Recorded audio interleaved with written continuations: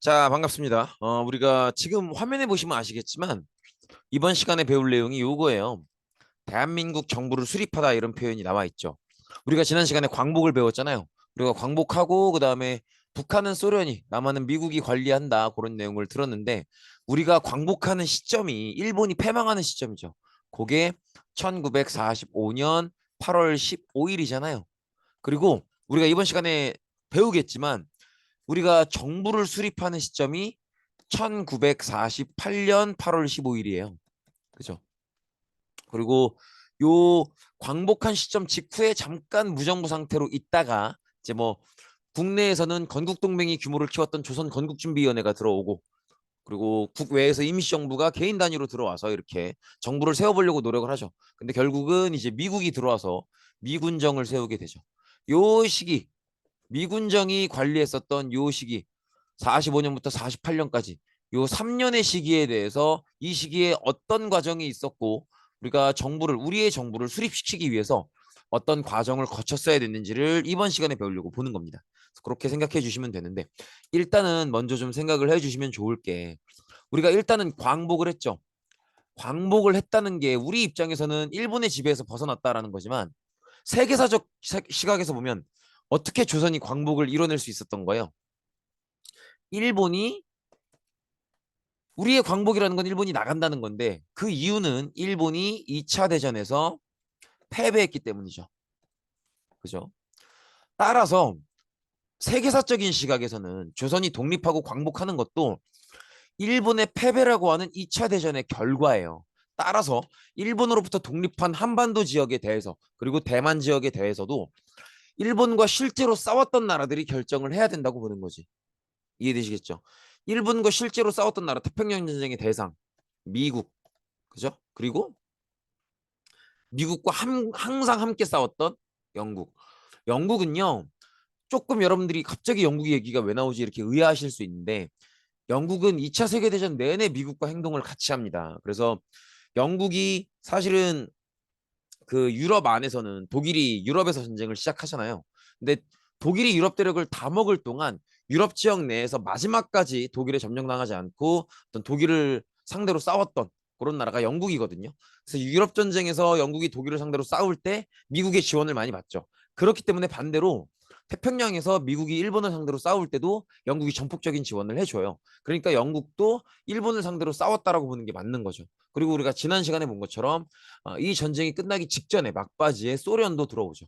근데 소련은 사실은 본격적인 선전포고는 막바지에 했지만 그 전부터 이미 병력을 이제 일본과 싸울 수 있는 만주 지역으로 보내왔었기 때문에 소련도 일본과의 전쟁에서 일본을 상대로 이긴 나라라고 볼 수 있는 거죠. 그래서 일본이 패배했기 때문에 우리나라가 광복을 맞이하는 거라서 일본을 상대로 이긴 나라들이 이 새롭게 광복한 한반도에 대해서 어떻게 처리해야 될지를 논의한다는 거죠. 그래서 미국, 영국, 소련 이 세 개의 나라가 모여서 한반도 문제를 논의하기 위해서 모입니다. 그게 이제 모스크바 3국 외상회의라고 불러요. 이 외상이라고 하는 건 외교부 장관이라고 보시면 되고요. 미국이나 영국은 아무래도 너무 멀죠. 미국의 뭐 수도인 워싱턴, 영국의 수도인 런던 너무 멀죠. 그래서 그나마 좀 가까이 있는 소련의 수도인 모스크바에서 이 세 개 나라의 어떤 외교부 장관급에 해당하는 외상들이 모인 거죠. 그래서 이걸 모, 풀네임은 모스크바 3국 외상회의라고 하고요. 약간 보통 좀 더 흔하게 쓰는 용어는 뭐 줄임말이긴 한데 모스크바 삼상회의라고 하죠. 이렇게 봐주시면 되겠고 의외로 이제 그런 질문을 하는 친구들이 있을 거예요. 그 중국과는 왜 이런 얘기를 그러니까 중국도 일본과 싸웠잖아요. 중일 전쟁을 치렀잖아요. 근데 왜 중일 전쟁에서 그 이 얘기는 안 들어오는 거냐? 중국은 왜 이 회담에 안 들어오는 거냐? 이런 얘기를 할 수 있는데 중국은 이제 뭐랄까 일본과 싸운 건 사실인데 자기네 나라를 지키기 위해서 싸운 거지. 이해되시겠죠? 그래서 한반도에 관한 이야기를 하는데 중국이 들어올 이유는 없는 거예요. 그러니까 이 세계대전이라는 전체 세계의 규모 이 차원에서 일본과 싸웠다라기보다는 중국은 자기네 나라를 지키기 위해 싸운 거기 때문에 한국에 대해서 할 얘기는 없는 거다. 그래서 이제 미국, 영국, 소련이 와서 한반도의 앞으로의 문제를 어떻게 해결할 것인가 요 얘기를 하는 건데요. 어, 사실은 이 미국, 영국, 소련이 모여서 했다는 저 모스크바 삼국 예상회의의 결론이 어떨지, 어떤 결론을 내놓을지는 우리가 안 배워도 예상되는 면은 있어요. 뭐냐면 어 결국 우리나라 사람들이 광복을 했잖아요. 그럼 우리나라의 정부를 만드는 게 합의 사항이 돼야겠죠. 그래서 모스크바 삼국 예상회의의 가장 중요한 결론은 사실 이거예요.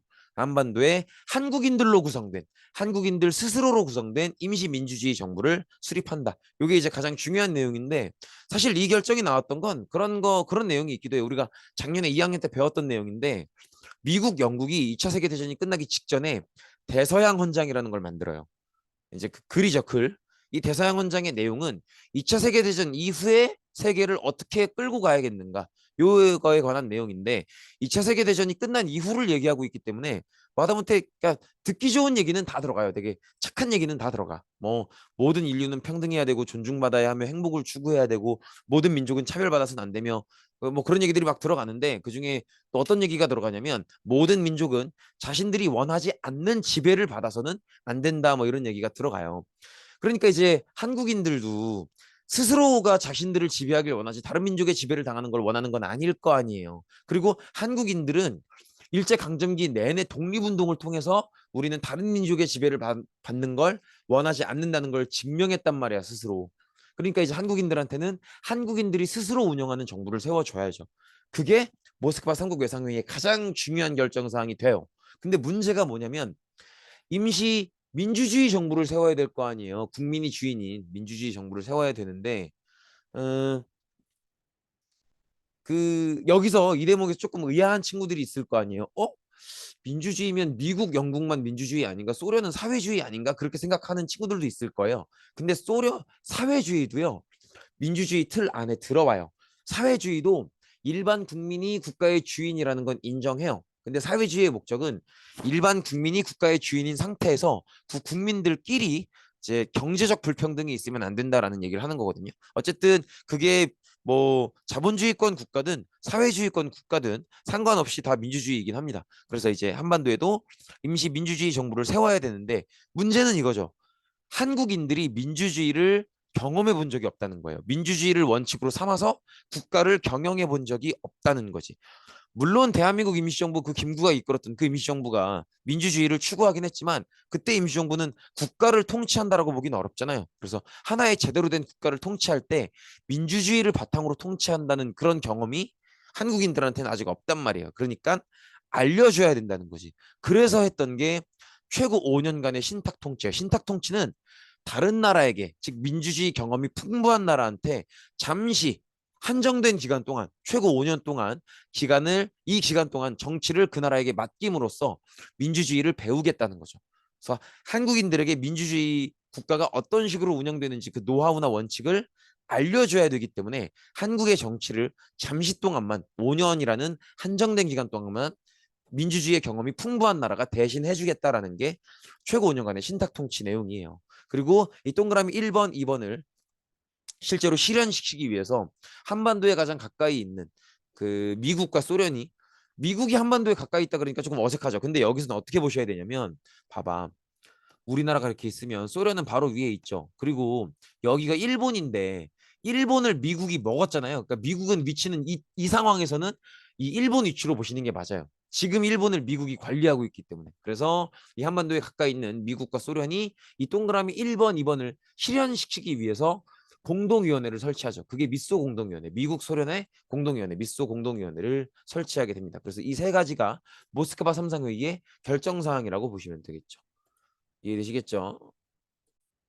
그렇게 보시면 되겠고, 근데 이게 이 내용에서 보면은 다 알겠는데, 임시정부를 세우는 것도 알겠고, 신탁 통치를 다른 나라한테 통치를 잠깐 맡겨서 민주주의를 배우겠다, 이것도 알겠는데, 이 내용을 보시면 한국인들이 조금 기분 나빠할 만한 게 있지 않아요? 아, 이거 좀 아니지 않나? 이렇게 생각할 만한 게 있지 않아? 이거죠, 이거. 사실 우리가 일제강점기 때 독립운동을 했던 목적은 일본이 싫다가 아니거든요. 그게 상대가 일본이 됐든 누가 됐든 우리 민족이 다른 민족의 지배를 당하는 게 싫다라는 거거든. 근데 신탁 통치의 내용을 보면 뭐 아무리 기간이 정해져 있고 민주주의를 배우기 위한 거고 뭐 그런 목적이 있다고는 하지만, 어쨌든 다른 나라한테 우리의 정치를 맡기는 거잖아요. 그럼 이제 어떤 사람들 생각에는 이게 일제강점기와 뭐가 다른가? 이런 생각을 할 수 있다는 거죠. 그래서 이 신탁 통치에 대해서 되게 의견이 많아요. 그래서 이 신탁 통치에 대해서 이 신탁 통치를 찬성하는 사람과 반대하는 사람으로 나뉘게 됩니다. 우익들, 즉 사회주의를 따르지 않는 사람들, 민족주의 계열의 사람들은 신탁 통치에 절대 반대하는 반탁 운동을 전개해요. 신탁 통치에 반대하는 거지. 신탁 통치에 반대하는 운동을 하고요. 그 다음에 사회주의를 따라가는 좌익들의 결정이 조금 특이해요. 이미 써놨구나. 사회주의를 따라가는, 그리고 쭉 소련을 따르는 그 좌익들의 결정이 조금 특이한데, 뭐라고 얘기하냐면 모스크바 삼상회의의 결론 전체를 지지한다, 이런 얘기를 해요. 그 얘기는 이 결정 사항 안에, 이 결론 안에 신탁 통치가 들어가 있기 때문에 결국은 신탁 통치에 찬성을 얘기하는 거죠. 이걸 뭐라고 하냐면 찬탁이라고 해요. 대신에 신탁 통치는 받아들이겠지만 반드시 한국인으로 구성된 임시정부는 수립해야 된다, 이런 요구를 하죠. 그러니까 좌익의 얘기는 무슨 얘기냐면, 우리의 독립이 순수하게 우리 힘만으로 하는 건 아니기 때문에 우리의 독립에 도움이 되었던 나라들의 영향을 아주 안 받을 수는 없다는 거예요. 그러니까 그걸 생각하면 신탁 통치를 뭐 반갑지는 않지만 받아들여야 된다는 게 좌익의 입장인 거죠. 그리고 신탁 통치를 받아들일 테니까 대신에 임시정부는 꼭 세워달라, 이런 얘기를 하는 거죠. 근데 보시면 그렇지 않습니까? 좌익은 사회주의자라 그랬잖아요. 그럼 얘들은 소련을 따르겠죠. 소련을 따를 건데 얘들은 사회주의자가 아니잖아. 그러니까 미국을 따르겠죠. 그렇게 일단 생각을 해주시면 되겠죠. 그리고 모스크바 선거 외상회의 결정에 따라서 결국은 미소 공동위원회가 당연히 개최가 됩니다. 이 미소 공동위원회의 목적은 두 가지를 실현하는 거라 그랬죠. 첫 번째로는 한국인으로 구성된 임시정부를 세워야 되고요. 두 번째로는 뭐예요? 첫 번째 목적이 한국인으로 구성된 임시 민주주의 정부를 세우는 거고, 두 번째 목적은 뭐였어요? 최고 5년간의 신탁 통치였죠. 요걸 실현시키기 위해서 미소공동위원회가 개최가 됩니다.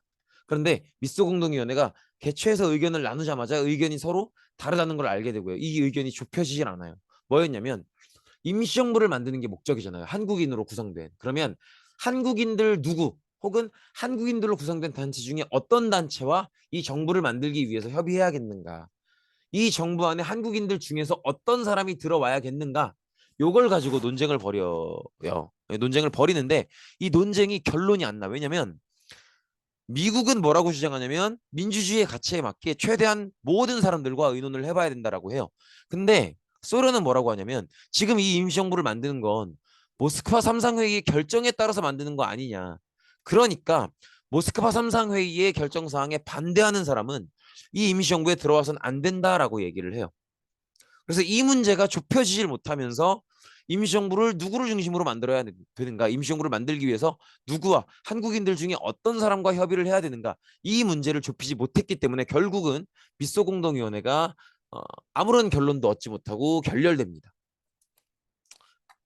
그리고 이 미소공동위원회가 결렬됐다는 건 미국과 소련의 사이가 점점점 멀어지고 있는 거죠. 아이고, 왜 시라고 쓰지? 미국과 소련의 사이가 점점점 멀어지고 있는 거란 말이에요.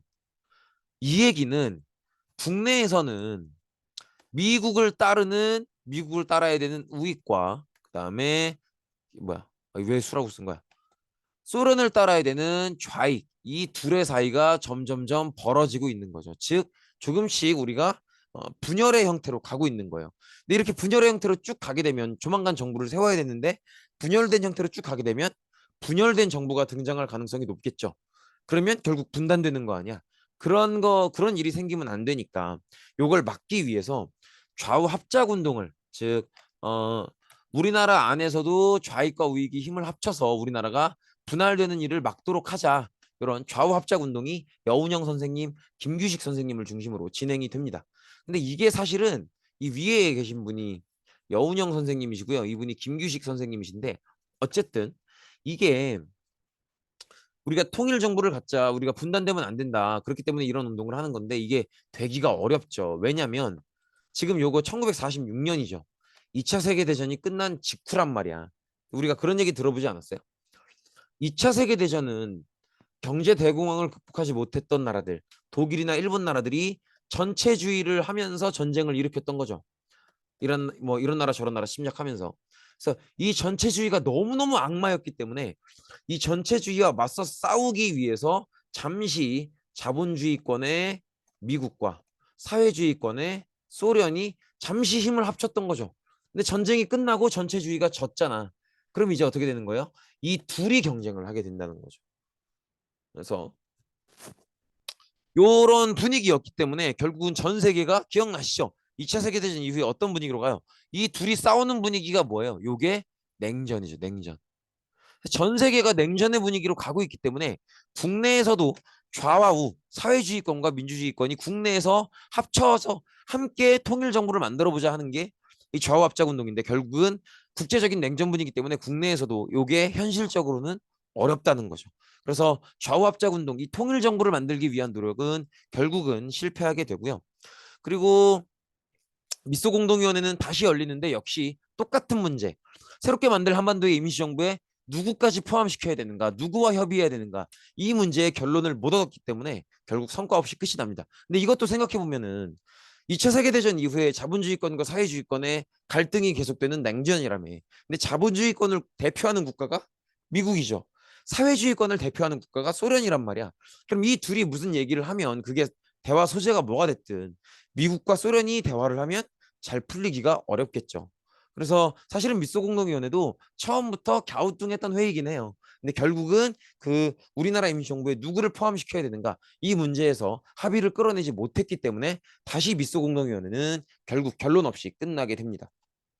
근데 여기서 어떤 생각을 좀 해주셔야 되냐면, 이 읽으시면서 들으시면 좋을 것 같아요.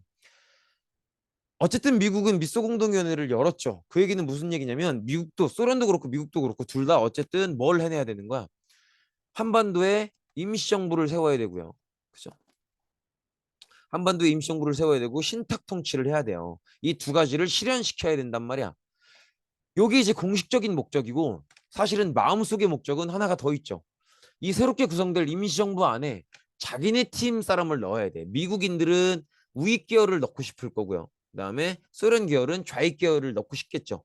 그래서 미국 입장에서는 어떻게 해서든 조금 더 우익 계열을 많이 집어넣는 거. 그다음에 소련은 사회주의권을 사람들을 좀 더 많이 집어넣는 거. 요게 이제 숨겨진 목적이 되는 건데, 여기서 미국이 약간 곤란한 상황이라는 거를 조금 이해를 해주셔야 돼요.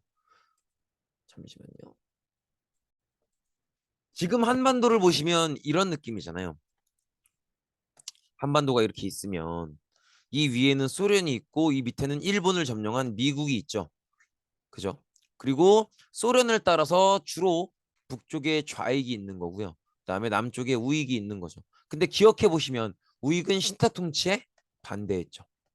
그리고 좌익은 신탁 통치에 기분은 안 좋지만 신탁 통치를 포함해서 미소공동 아니 뭐야 그 모스크바 삼상회의 결론 전체를 지지한다. 따라서 좌익은 찬탁이에요. 이 상황에서 이 상황에서 만약에 소련의 요구대로 임시정부를 만드는 것 자체가 모스크바 삼상회의 결론이기 때문에 모스크바 삼상회의에 찬성하는 사람만 임시정부에 포함시켜야 된다라고 얘기를 하면, 그 계획대로 가면 어떻게 되겠어요? 이 임시정부 안에 찬탁을 얘기하는 좌익만 들어가겠죠. 그럼 이 임시정부를 소련이 마음대로 주무를 수 있겠죠. 미국이 이 꼴은 못 보겠는 거예요. 그렇기 때문에 미국이 뭐라고 얘기하는 거예요? 모든 단체와 협의를 해야 된다. 근데 미국이 이 얘기를 할 수밖에 없는 이유가, 미국은 소련이랑 같이 임시정부를 세우고 신탁 통치를 하는 요거를 실현을 시켜야 되는데 우익들은 다 반탁이란 말이야. 그죠? 그러면 미국은 우익을 내딛고 일을 해야 되는데 우익을 내딛고 일하면 요걸 이룰 수가 없는 거죠. 그래서 이제 얘들만 데리고 우익만 데리고 일해서는 안 되겠으니까 모든 대화 세력들과 이제 참여를 시켜야 된다. 이런 얘기를 했던 거죠. 어쨌든 이 상황에서 되게 미국이 한반도에 대해서 가지고 있는 어떤 부담감, 이런 걸 생각을 해 주셔야 돼요. 그래서 어, 이 임시정부를 만들어야 되는데 소련 논리대로면은 이 임시정부를 만들게 된 계기인 모스크바 삼상회의를 찬성하는 사람만 들어온다는 논리니까, 그러면 좌익들만 들어오게 되는 거고 그 꼴은 못 보겠고, 또 우익들은 반탁 신탁 독재에 반대한다는 걸 계속 기조를 지켜가고 있으니까 결국 이제 미국 입장에서 할 수 있는 얘기는 모든 단체와 함께 협의해야 된다, 이 얘기밖에 할 수가 없죠. 그래서 이 문제가 결국은 결론이 안 나요. 결론이 안 나기 때문에 미국이 어떻게 하냐면 이 문제를 그냥 유엔에 던져버립니다. 그래서 미소공동위원회가 또 결렬이 되고 아무런 결론 없이 끝이 나고요. 그리고 미국은 이 문제를 유엔 국제연합에 넘기게 되죠. 그래서 이 의미는 사실 어떤 의미냐면 사실 그동안의 한반도 문제는 뭘로 처리하려고 그랬어요? 모스크바 삼상회의로 협의를 봐서 처리하려고 했던 거잖아요.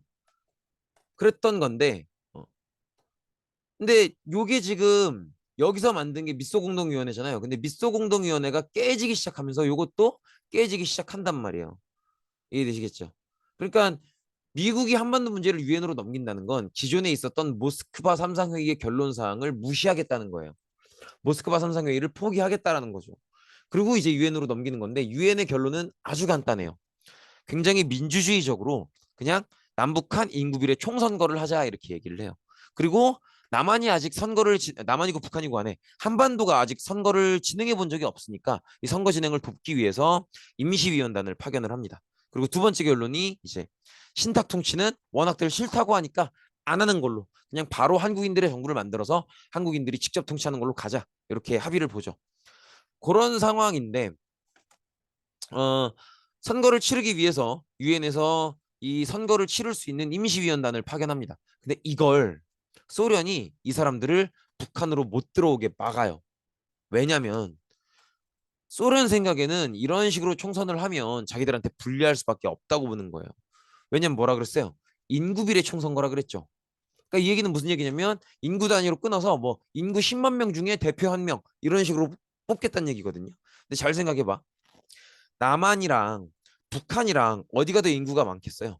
당연히 남한이 인구가 많을 수밖에 없어요. 왜냐면 곡창지대도 여기 있고 항구 도시들도 여기 많이 있기 때문에 상업으로 보나 농업으로 보나 북쪽보단 남쪽이 나아요. 그러니까 여기 남쪽에 인구가 훨씬 많지. 그럼 예를 들어서 계산하기 쉽게 남한에 있는 인구가 한 2천만 명 된다고 쳐요. 북한에 있는 인구가 한 1천만 명 된다고 쳐. 근데 대표를 인구 비례에 따라서 10명 중에 한 명을 뽑을 거래. 10명이래. 10만 명 중에 한 명을 뽑을 거래요. 그러면 2천만 명 있는 남한에서는 200명이 나올 거고 1천만 명 있는 북한에서는 100명이 나오겠죠. 그러면 남측 200명 대 북측 100명인데 그러면 논의 주제가 뭐가 됐든지 간에 사람 수가 더 많은 이쪽으로 결정이 되겠죠. 이걸 두고 볼 수가 없는 거죠. 그래서 소련은 이런 모습을 두고 볼 수가 없기 때문에 이 인구 비례 총선거를 받아들일 수가 없죠. 그래서 이 유엔에서 선거를 치르기 위해서 임시위원단을 보냈을 때 소련은 북한으로 들어오는 걸 막았던 거예요. 이 선거를 치르지 못하도록 하기 위해서 그렇게 보시면 되겠죠. 여기에 대한 유엔의 추가 결정은 또 단순해요. 북한 지역이 안 돼? 그러면 가능한 지역만 남한만 단독 선거를 치르자 이런 얘기를 하죠. 근데 이 단독 선거 안에 찬성하는 중요한 정치인이 나와요. 그게 이승만입니다. 김규식은 철저하게 반대하고 이 사람들은 왜 반대하는 거야? 단독 선거는 뭐를 의미하는 거예요? 남북 분단을 의미하는 거죠. 분단을 의미하는 거니까 이런 일이 있으면 안 된다는 거지. 그래서 김규식은 어떻게 해서든 통일 정부를 만들기 위해서 노력도 하고 막 북한으로 가서 북한 대표들이랑 얘기도 나눠보고 하는데 김구가 단독 정부 수립에 찬성하는 그런 발언을 하는 거죠. 그래서 읽어보시면 이게 이제 이승만이 전라북도에 가시면 그 정읍이라는 지역이 있어요. 그 지역에서 논설했던 건데 이제 우리는 무기 휴회된 공의가 즉 미소공동위원회가 안 돌아가고 있으니까 재개될 기색도 보이지 않으며 앞으로도 아마 돌아갈 가능성이 그닥 보이지 않으니까 통일 정부가 되면 좋겠지만 그게 어려운 상황이다. 따라서 우리는 남쪽만이라도 어떤 정부 형태의 조직을 만들어야 된다. 이런 얘기를 하는 거죠. 그래서 이승만이 찬성을 하게 되고요. 끝까지 통일 정부를 원했던 김구와 김규식은 아까 얘기했던 것처럼 북한 지역으로 올라가서 막 북한 지역의 높은 사람들과 막 대화도 나누고 하는데 결국은 이건 안 됩니다. 남북 협상을 이뤄내질 못해요. 근데 이게 당연한 거인 게 항상 뭘 생각해달라 그랬어요. 지금 한국사를 배우고 있지만 세계사적으로는 냉전 중이다라는 걸 생각해달라고 했었죠. 그래서 결국 통일정부 수립은 안 되고요. 이승만이 찬성한 대로 단독 선거를 치르게 되는 그런 분위기로 가는 거죠. 근데 가만 생각해 보면은 그렇지 않아? 단독 선거를 가장 격렬하게 반대할 만한 사람들이 있어요. 봐봐. 남한 지역은 여기는 미국이 관리하죠. 그렇잖아. 그러면 만약에 선거를 치른다고 하면 그렇게 구성되는 정부는 자본주의 정부일 거 아니에요. 그죠? 자본주의 정부일 텐데 사실은 남한 지역에도 일부 많진 않지만 일부 사회주의자들이 있거든.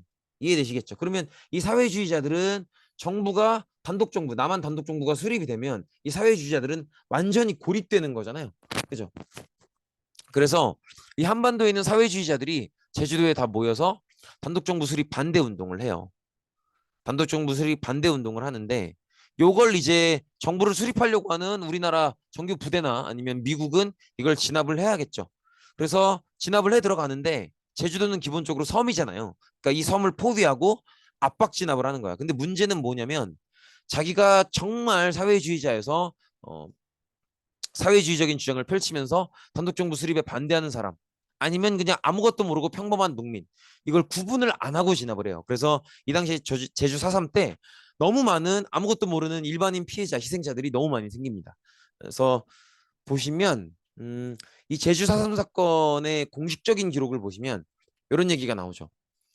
제주 4.3 사건 진상규명 및 희생자 명예회복위원회가 확정한 희생자 수는 2020년 현재 14,532명이다. 2020년 현재라고 말하는 이유는 아직 발굴되지 않은 바가 많기 때문에 그런 거죠.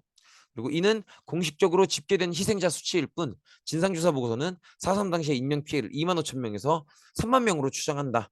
당시 제주도의 인구 10분의 1 이상이 목숨을 잃은 것이다. 이렇게 되어 있죠. 제주도가요 생각보다 되게 커요. 육지로 갖다 놓으면 거의 뭐 경상남도, 경상북도 이런 식으로 거의 하나의 도단이에요. 굉장히 큰 섬인데 이 섬에서 단독정부 수립에 반대하는 사회주의자들의 운동을 진압할 때 포위 진압을 하면서 이제 민간인까지도 많이 공격했던 게 이제 이 사건의 어려움인 거죠. 그리고 이 사건에 대해서는 정부가 한동안은 쉬쉬하다가 노무현 정권 때 직접적으로 제주도로 내려와서 직접적인 사과를 드리게 됩니다. 그렇게 대통령님 얼굴에 낙서를 하면 또 안 되니까 지울게요. 이거는. 아무튼 이렇게 노무현 정권 때 사과를 하게 된다. 그렇게 봐주시면 되겠고요. 그리고 이때 제주 4.3 사건을 진압하기 위해서 여수나 순천에 있는 병사들을 동원하기도 해요. 그래서 여수 순천이 어디냐면 대충 지도로 보여드리면 이 지역이거든요. 이 지역이 여수 순천인데 이 지역의 군인들이 이 잠시만요. 제주도로 가서 제주도의 사회주의 반란 세력을 진압하라 이 명령을 이행하기를 거부해요. 네, 여기에는 크게 두 가지 이유가 있는 거죠. 본인들이 사회주의자인 경우도 있고요. 그리고 본인이 딱히 사회주의자는 아니지만 동족 간에 총을 겨누는 건 안 된다. 뭐 이런 이유도 있고. 아무튼 여수 순천 지역, 이 전라남도 지역의 군인들이 제주 사슴 사건을 진압하라라는 명령을 받고 거부했었던 그런 사건이 있기도 했었다. 그 사건을 어, 도시 이름의 앞글자를 따서 여순반란이라고 하기도 하고요. 혹은 그 날짜를 따서 11구 사건 이렇게 부르기도 합니다. 아무튼 제주 4.3 사건은 이런 식으로 진압이 결국은 됐고요. 그리고 일정에 따라서 그 다음 달인 5월 10일에 총선을 치르게 됩니다. 그 그러니까 왜 제주도에 있는 사회주의자들이 4월 달에 선거했는 선거를 한다. 이 단독정부 수립 반대 운동을 했는지 알겠죠. 바로 그 다음 달이 총선이거든. 이 총선 끝나고 총선에서 뽑힌 사람들 중심으로 정부가 구성이 되면 그땐 사회주의자들은 진짜 끝이라고 보는 거예요. 그래서 이제 제주도에서 4월 달에 그렇게 저항을 했던 건데 이게 진압이 되면서 그 다음 달 5월 10일에 총선을 치르게 되죠. 우리가 지금도 그렇죠. 인생에서 치르는 중요한 선거가 이 두 가지가 있죠. 대선이 있고요. 그다음에 총선이 있는데 대선은 요건 대통령 뽑는 거고요. 대통령을 뽑는 거고요. 총선은 국회의원을 뽑는 거죠. 그래서 이 50 총선을 통해서 국회의원을 뽑는데 국회의원들이 모이는 곳이 국회죠. 거기서 하는 건 뭐예요? 법을 만들죠. 근데 우리가 아직 이걸 처음 하잖아. 그럼 제대로 된 의회에서 만든 법은 아직 없는 거야. 그럼 이제 새롭게 만들어야 되는데 법을 새롭게 만들 때 가장 기본적으로 만드는 게 뭐겠어요? 헌법이죠, 헌법. 그래서 요때 선거로 뽑힌 국회의원들이 만든 국회를 헌법을 만드는 의회다. 이래서 재헌의회라고 부릅니다. 재헌의회라고 부르고요. 그리고 요때 요 재헌의회에서 만든 헌법 내용을 보면 내각 책임제 기억나세요? 작년에 배우긴 했는데. 내각 책임제라고 해서 대통령보다는 의회의 권력을 조금 더 강화합니다. 그래서 요때는 내각 책임제로 의회의 권한을 강화하는 시스템으로 운영을 했기 때문에 대통령도 국민이 직접 뽑는 게 아니고 의회에서 대통령을 선출합니다. 그렇게 선출된 초대 대통령이 이승만 대통령인 거죠. 이해되시겠죠? 그렇게 봐주시면 되겠고. 그리고 이 과정을 통해서 광복된 지 꼬박 3년 만에 광복도 1945년 8월 15일인데 딱 3년 지나서 1948년 8월 15일에 대한민국 정부가 수립되고요. 국제연합 유엔은 이 한반도에 대한민국 임시정부 남한 정부만이 유일한 합법 정부다 이렇게 승인을 해주죠. 왜냐하면 유엔이 이렇게 북한은 합법 정부라는 얘기를 안 하고 남한에 대해서만 합법 정부라고 했냐면 어, 우리는 정당한 투표를 거쳤다 이거죠. 이해되시겠죠? 그래서 투표를 거쳤다는 건 이 나라의 주인인 국민이 허락을 한 그런 정부다라는 거죠. 그래서 이제 북한은 그런 과정이 없었기 때문에 합법 정부로 인정하지 않는 거죠. 그리고 제헌국회가 이제 이런저런 법을 만들면서 반민족행위처벌법이라는 법도 만듭니다.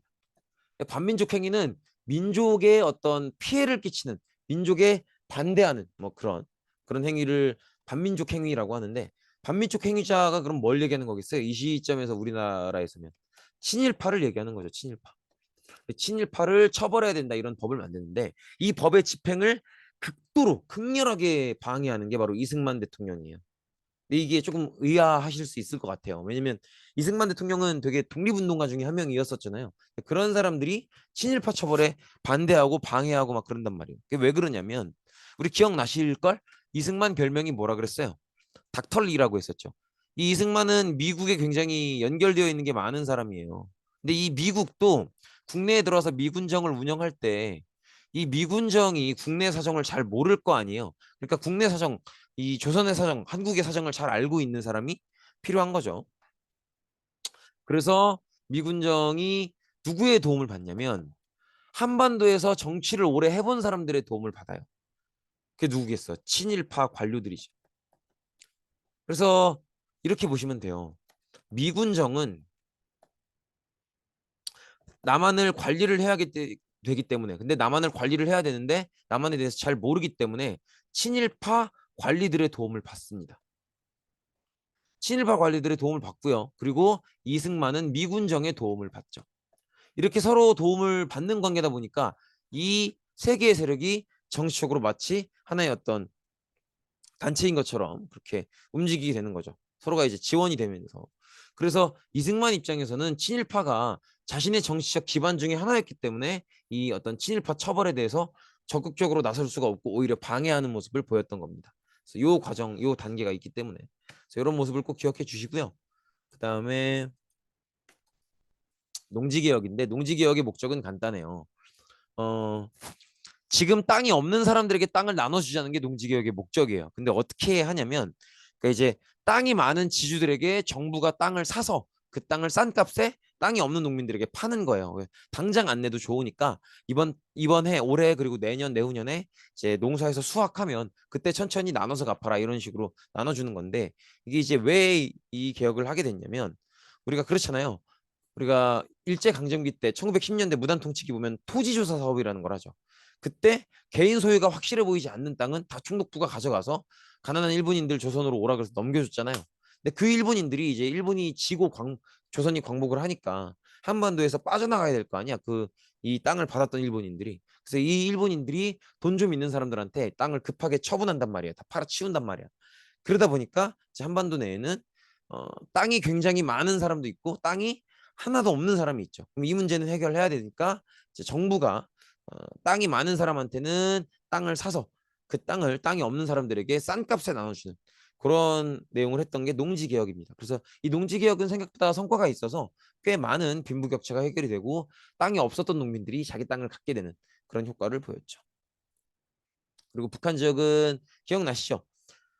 남한은 미군정이 직접 관리했다면 그리고 다른 정부 조직을 인정하지 않았다면 북한은 한국인들이 직접 만든 조선건국신비위원회 그 건국신비위원회에서 만든 임시인민위원회를 소련은 인정했었죠. 그래서 이 소련은 이 북한 지역을 이 한국인들이 만든 임시인민위원회를 통해서 간접 통치하게 됐었죠. 그래서 이 인민위원회를 중심으로 국가가 만들어지는 건데 사회주의 국가다 보니까 모든 산업, 기업을 국유화합니다. 즉 국가 소유로 만들겠다는 거죠. 이 왜 이렇게 하는 거예요? 그 사회주의의 목적은 경제적 평등이죠. 근데 불평등이 찾아오는 이유가 뭐 때문이라 그랬어요? 작년에 배웠던 거 기억나나? 뭐 때문이라 그랬어요? 생산수단, 공장이라는 생산수단을 그 개인 자본가가 가지고 있기 때문에 빈부격차 극복이 안 되는 거다 그런 얘기하죠. 그래서 이걸 깨기 위해서는 노동자들이 혁명을 통해서 생산수단을 가져와서 노동자들이 관리해야 된다 그런 얘기하죠. 그걸 이런 식으로 실현시키는 거예요. 그래서 모든 산업이나 기업을 국유, 즉 정부 소유로 만들고 여기서 벌어들인 돈을 백성들에게 나눠주겠다 이렇게 얘기하는 거죠. 북한은 사회주의이기 때문에 이런 모습을 보이는 거예요. 그리고 김일성을 수상으로 하는 조선민주주의 인민공화국이 북한에 수립이 되고요. 우리는 정식 국가로 보고 있지는 않죠. 그리고 이런 식으로 한반도에 남한의 민주주의 정부, 북한의 사회주의 정부가 각각 들어서게 된다는 거죠. 고생 많으셨습니다. 오늘 여기까지입니다.